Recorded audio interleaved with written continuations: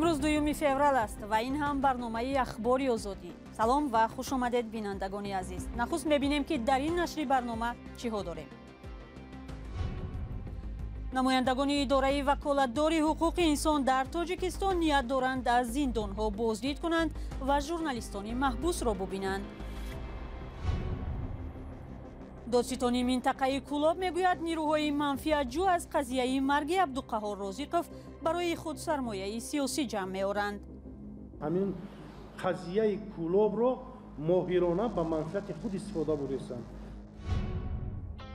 و مخالفین سازمان‌های غیر دولتی طلب دارند که در قرقیزستان قانون اگنت خارجی قبول شود.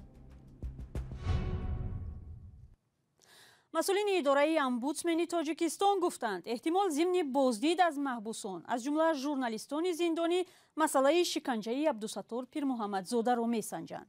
با گذشت بیش از نیم سال از بازداشت ژورنالیستان و توجه سازمان‌های جهانی حامی حقوق به این قضیه، وکالتداری حقوق انسانی تاجیکستان در این باره واکنش نکرده است. در نشست خبری روز 2 فوریه ژورنالیستان از امبودسمن درباره خبرنگاران پرسیدند. پاسخ در گزارش سروناز روح الله و نگاره فضل‌الدین.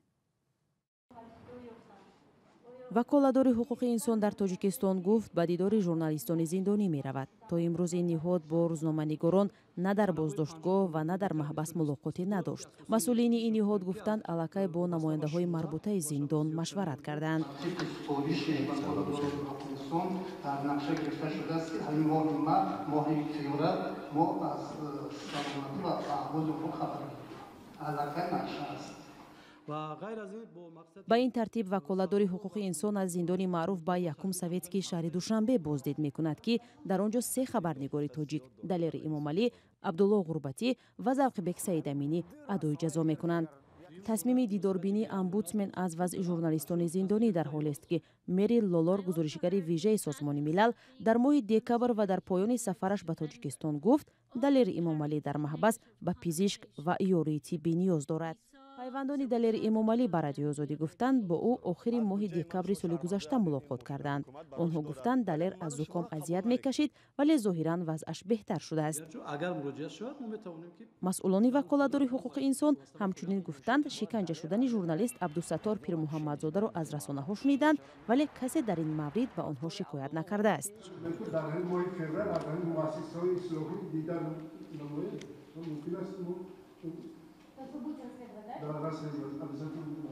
پیرمحمدزاده در ماه اکتبر سال گذشته با ارسال یک نامه از زندان نوشت که از روز اولی بازداشت زیر فشار روانی و شکنجه بود تا اتهام به قولش بافته و ساخته مقامات ملیسا را به دوش بگیرد. دلیر امامعلی، عبدالله غربتی، زوقبک سیدامینی، الفتخانی محمدشاه و محمد سلطان، خوشروز جمعیف و عبدالستار پیرمحمدزاده از جمله خبرنگاران و بلاگرانی هستند که در یک سال اخیر در تاجیکستان به زندان محکوم شدند. نزدیکان سازمان‌های ژورنالیستی و بین‌المللی دفاع از حقوق انسان اتهام را علیه آنها بافته می‌دانند. آنها بارها از مقامات تاجیکستان طلب کردند که این خبرنگاران را رها کند، اما این درخواست‌های پی در پی از سوی مقامات تاجیکستان تا به حال نادیده گرفته شده است. برنامه را ادامه می‌دهیم. مقامات کولاب پس از 1 ماه حادثه مرگ عبدالقهار رازقов را که در اداره پلیس فوقید شرح دادند. مرگ او خشم ساکنان را به بار آورده بود. نمایندگان دادستانی در کولاب روز 1 فوریه در حضور خبرنگاران گفتند پرونده 3 میلیسایی که عبدالقهار رازقов را بازداشت کرده بودند تفتیش می شود و احتمال نسبت به چند اشتراکچی اعتراض هم با اتهام خلل به تفتیشات پرونده باز کنند. تفصیلات بیشتر در گزارش همکارم کیومرسی عطا. ما حاضر انی سبب مرگ وی رو من گفتن نمیتوانم برای اینکه حواله به متخصصان است. دادستان منطقه کولاب قضیه پرسر و صدای مرگ عبدالقهار رازقов را در بینای پلیس شهر داد. در مرگ او که اول ماه ینور اعتراض 10 ساکن کولاب را به بار آورد، 3 کارمند پلیس تنها به خنک نظری متهم شدند. 1 میلیسا در بازداشت است و 2 نفر دیگر تا انجام تفتیش با شرط بیرون نشدن از جای زیست در آزادی اند. روز 3 ینور 10 ساکن کولاب در نزد سردخانه اعتراض کردند.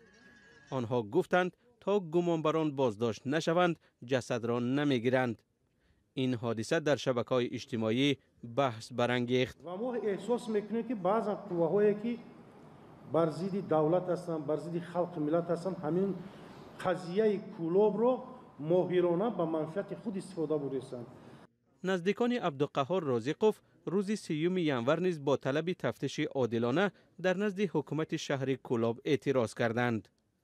مقامات کشادن پرونده را نسبت به بعضی از اعتراضگران از احتمال دور نمی‌دانند. حالت آبوشونه و زدن مهنگی و رفتی ادامه تفتیشات در عرفه آغاز یافتن پرونده هم مولت مرافعه است که با انجام رسید حتما ما قرار نهایی قبول میکنیم و با رفتی تفتیشات هم به شما در علاقه بشیم خبر میرسیم. عبدالقهار رازقوف به اتهام دست داشتن در فروش مواد مخدر شب 2 ینور در کولاب بازداشت شد و در بینای پلیس درگذشت. نزدیکانش میگویند که او زیر شکنجه جان داد. مقامات میگویند هنوز تفتیش این حالت را معلوم نکرده است.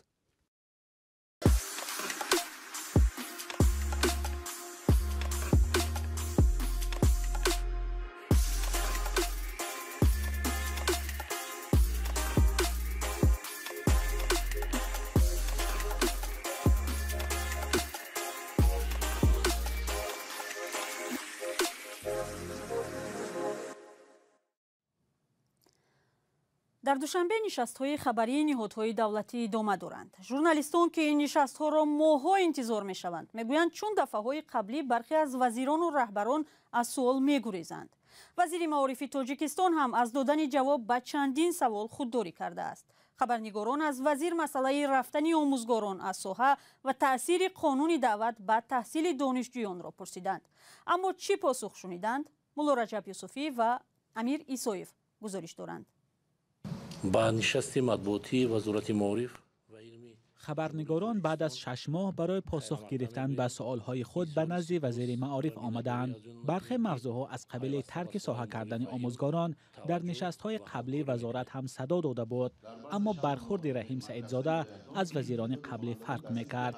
چند خبرنگار از وزیر معارف پرسیدند که سال گذشته چند آموزگار کار را بس کردند و چقدر معلم نمی رسد. وزیر معارف تلاش میکرد نارسایی آموزگاران را رد کند.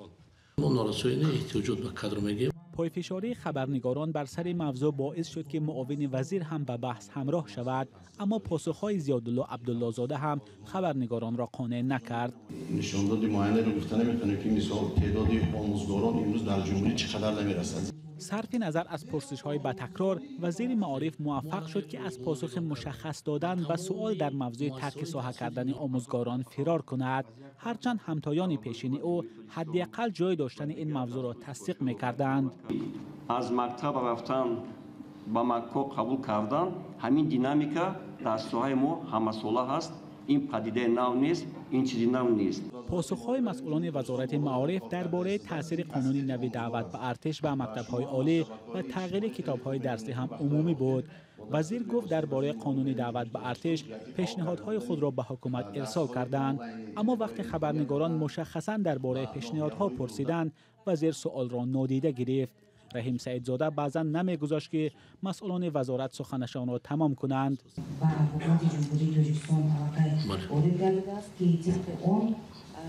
ما پیشنهاد بله تشکر ما بله این پیشنهاد از جانب وزارت معارف و علم جمهوری تاجیکستان شده است. ما اینا با حکومت جمهوری تاجیکستان پیشنهاد کردیم. تشکر، سلامت باشید.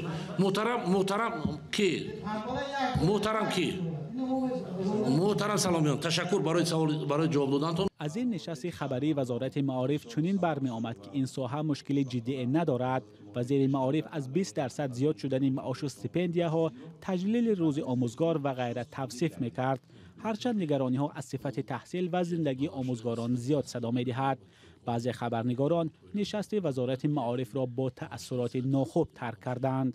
این نشست وزارت معارف هم عیناً چنین شد. یعنی وقتی که ژورنالیستان 3-4 مرتبه در رابطه با نارسایی کادری آموزگاران پرسیدند، جناب وزیر بدون ذکر آمار ژورنالیستان را صرف نظر کرد، آنها را انکار کرد و به سالها پاسخ مشخص نداد.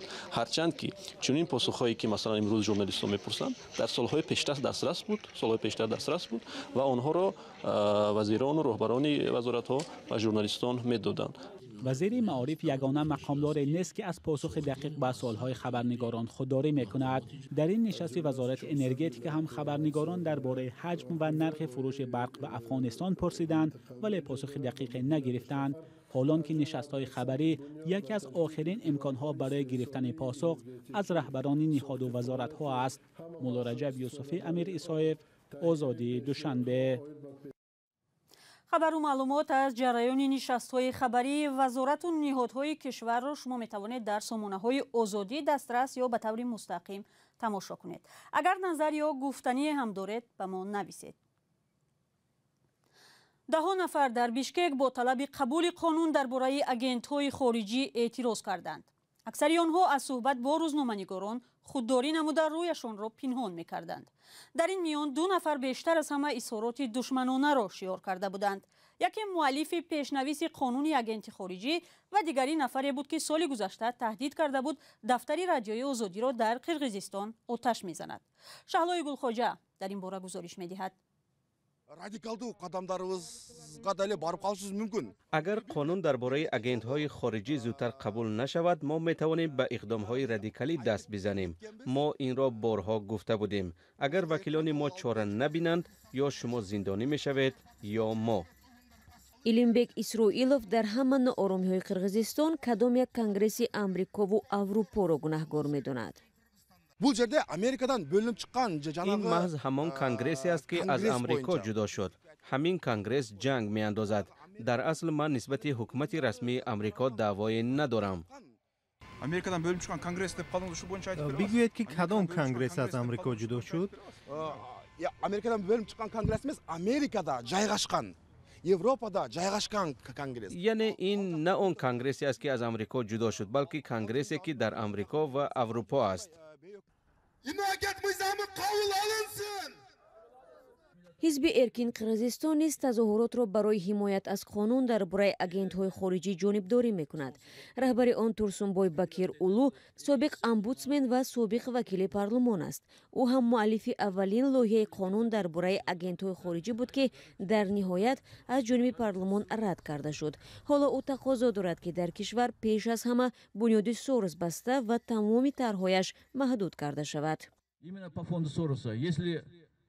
بجز سوروس دیگر سرمایه‌گذاران سازمان‌های غیردولتی و رسانه‌های بنا مستقل دپارتمنت دولتی آمریکا و یا حکومت اروپای غربی میباشند. اینجا دقیقاً یک نفر محض سوروس شخصاً چنین چاره‌بینی‌ها را مبلغ گذاری می‌کند. بیهوده از او به عنوان تشکیل کننده انقلاب‌ها و تبادلات دولتی نام نمیبرند. خبرنگاران تلاش کردند از اشتراکچیان تظاهرات درباره سورس و قانون عاید агентҳои خارجی نظر بگیرند. لطفاً بگویید شما با این گردی همایی به کدام خاطر آمدید؟